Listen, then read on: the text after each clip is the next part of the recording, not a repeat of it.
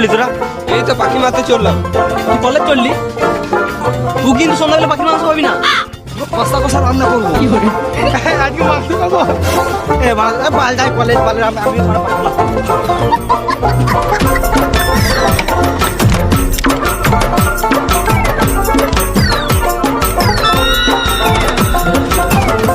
তোমার বাট করেছিস কেন? তোর জায়গায় তোর হাতে করে ধরলে